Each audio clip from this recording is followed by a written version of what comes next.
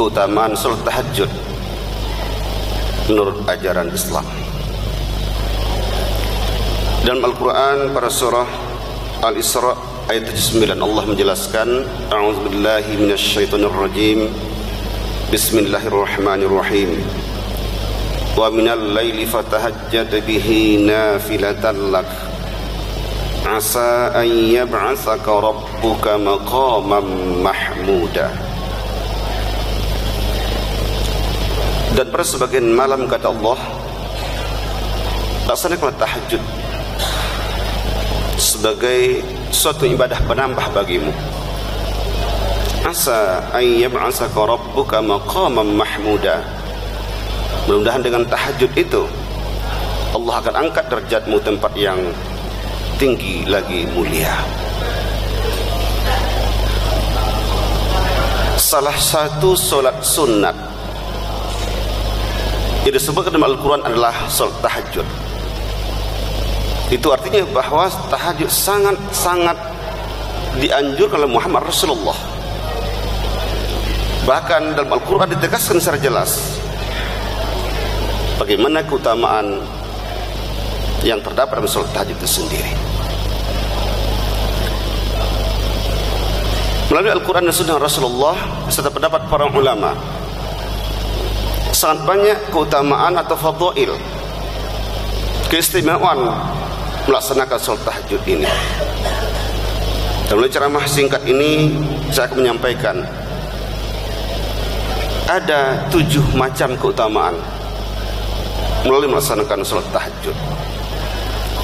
Yang pertama adalah dengan salat tahajud yang baik dan benar, insya Allah Allah akan angkat derajat dan martabat ke tempat yang mulia dan terpuji. Seseorang yang ikhlas beribadah kepada Allah, apalagi dilaksanakan sepertiga malam terakhir, sesuatu yang sangat-sangat bagus ibadah kita kepada Allah. Kalau kita logikakan, kalau di siang hari barangkali terlalu banyak yang memohon kepada Allah, tetapi ketika malam hari sepertiga malam terakhir dilaksanakan, sedikit orang yang bangun di tengah malam, di saat itulah dia meminta kepada Allah Subhanahu wa taala. Nah, dengan demikian ketika orang bangun di tengah malam hanya orang-orang pilihan. Sebagai kecil hanya umat Islam yang mampu tahajud di malam hari. Nah, oleh karena itulah ketika orang dengan sadar ikhlas terus melaksanakan ibadah dengan baik, terus tahajud di malam hari ini, insya Allah Allah akan angkat derajatnya ke tempat yang mulia dan terpuji. Yang kedua adalah tahajud merupakan salat sunat yang paling diutamakan. Sekian banyak salat yang dianjurkan oleh Muhammad Rasulullah. Juga dalam Al-Quran ditemukan bahwa salat tahajud inilah yang terdapat dalam Al-Quran, dan kemudian juga terdapat pada salat duha. Karenanya kenapa dikatakan merupakan salah satu salat yang sangat dianjurkan oleh Muhammad Rasulullah? Karena memang salat ini sangat-sangat dilaksanakan oleh para anbiya. Bahkan juga istilah tahajud sendiri dijelaskan dalam Al-Quranul Karim. Oleh karena itulah dikatakan tahajud salah satu salat sunat yang paling diutamakan oleh ajaran agama Islam kita yang tercinta ini. Bapak yang kami muliakan, yang ketiga, tahajud juga dikatakan sebagai salah satu keutamaannya dapat menghapus dosa kepada Allah Subhanahu wa taala.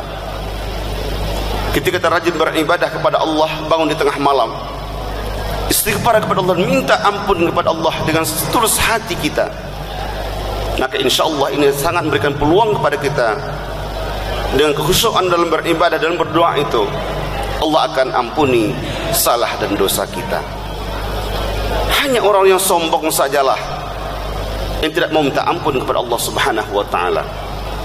Tetapi bagi orang yang merasa hidupnya penuh kesalahan dan dosa selama ini, di saat tahajud itulah, di saat doa-doa yang dilaksanakan setelah sholat tahajud itu jugalah yang paling banyak dilakukan untuk minta ampun kepada Allah. Kemudian Allah akan ampuni salah dan dosa kita karena ikhlas dalam beribadah dan juga mengharap ridha Allah Subhanahu wa taala.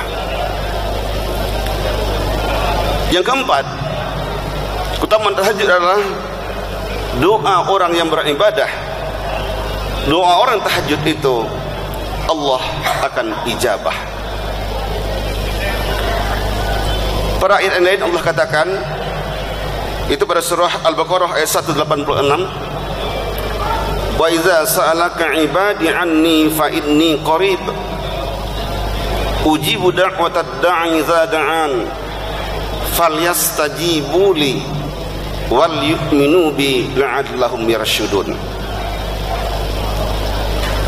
Kata Allah, apabila manusia bertanya kepadamu tentang aku, kata Allah, fa inni qarib, katakan ya Rasulullah kepada mereka, aku dekat dengan manusia.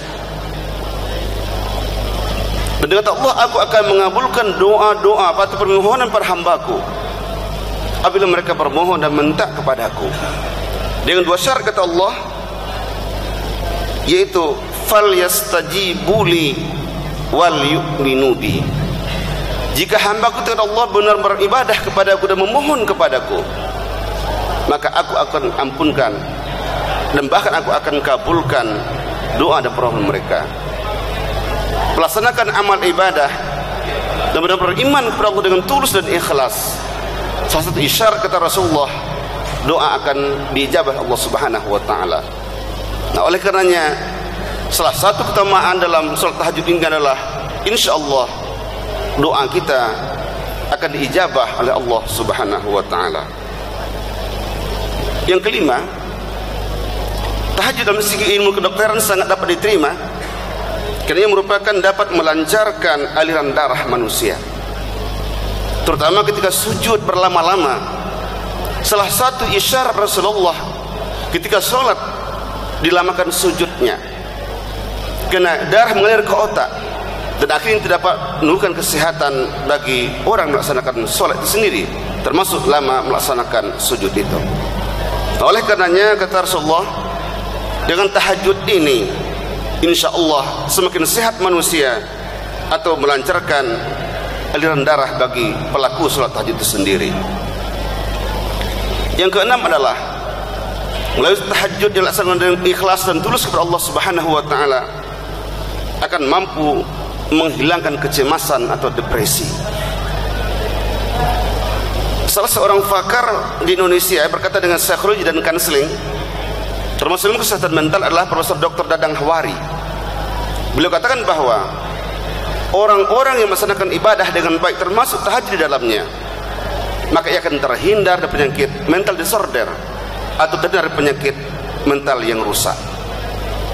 Nah, karena itulah ketika hamba Allah bangun di tengah malam melaksanakan tahajud dengan baik dan ikhlas kepada Allah Subhanahu wa taala, maka amal ibadah yang dilaksanakannya itu akan mampu memberikan sinar kehidupan bagi dia dan termasuk menghilangkan kegelisahan dalam hidup dan kehidupan kita.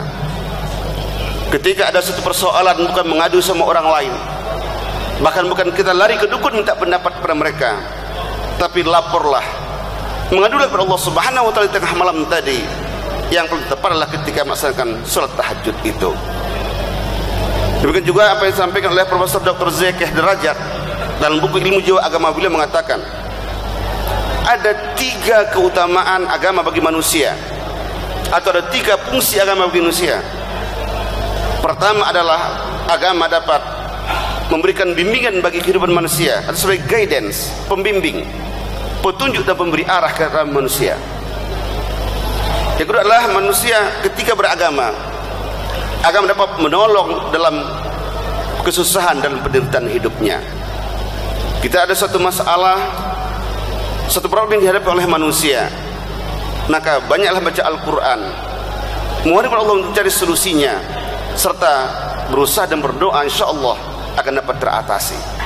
Oleh karenanya agama salah satu cara, kata Zakih Derajat, untuk menjadikan manusia survive dalam kehidupan ini.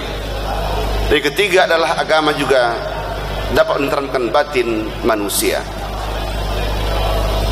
Dalam Al-Quran juga dijelaskan oleh Allah dalam Al-Quran pada surah Ar-Rum ayat 28, ala bizikrillah tatma'innul qulub. Ingatlah kata Allah, dengan zikrullah dengan membaca kalimat-kalimat yang suci, berzikir kepada Allah, ingat kepada Allah, membaca Al-Quran, solat dan sebagainya, insya Allah akan menjadikan hati tentram dan jiwa lapang serta jiwa yang bersih. Oleh karenanya tahajud salah satu upaya kita untuk dapat menghilangkan kegelisahan, kegundahan dalam kehidupan ini. Dan terakhir yang ketujuh adalah tahajud salah satu kunci untuk membuka surga. Mudahnya umat Islam, orang-orang iman masuk pada surga Allah sebagai balasan bagi orang beramal ibadah di dunia ini.